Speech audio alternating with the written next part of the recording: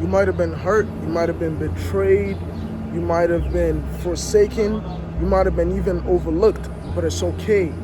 I'm not saying that the pain that somebody caused you is okay, or that we should live in a world where people just hurt other people, but it happened and it's okay.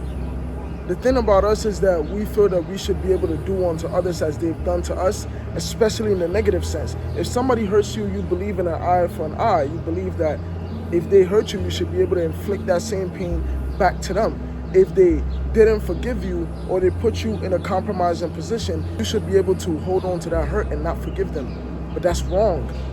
And it's not the easiest thing to say. It might even make you look soft in your eyes, but it's the strongest thing possible that you can ever do. For you to be hurt and not want to retaliate, it's a strong thing that you're doing. But it might look like a weakness to other people. It might look like a weakness to those that are hurt, to those that are broken, but you're strong.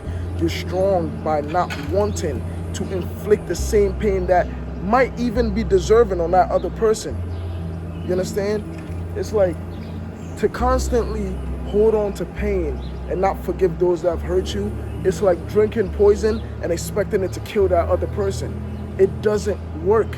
Yeah, it might seem like it's working, but then you realize later down the line that if you just forgave that person, you could have moved on. Forgiving that other person isn't for them. God will handle that. Forgiving that other person is for you, so you can have closure, so you can move on, so you cannot carry the baggage of somebody else.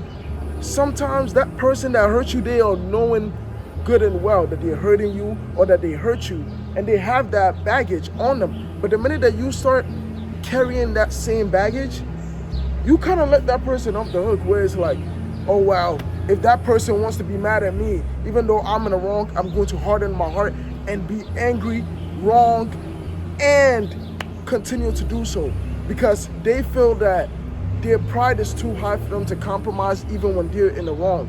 Don't be that person.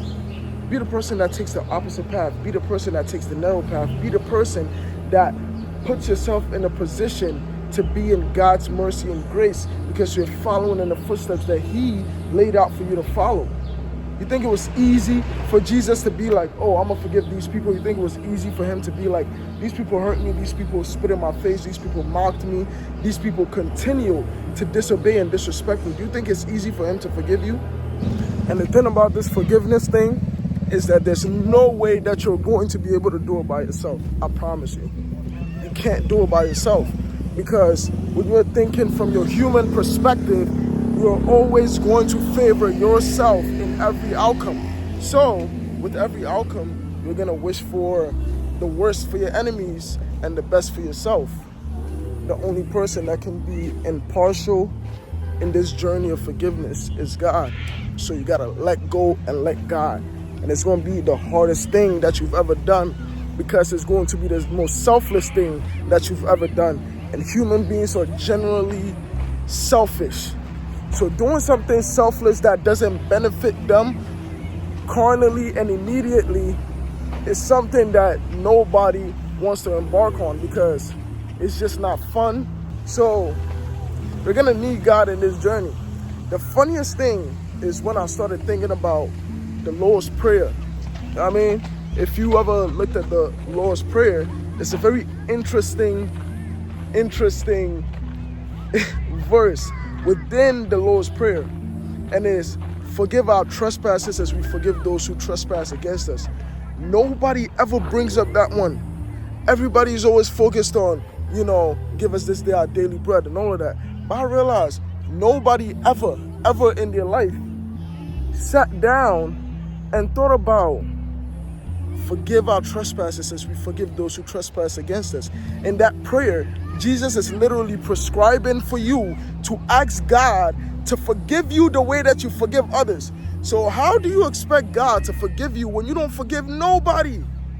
You understand? Like, you spend your life holding grudges, being petty, thinking that your interest supersede everybody else's interest. So it must be so.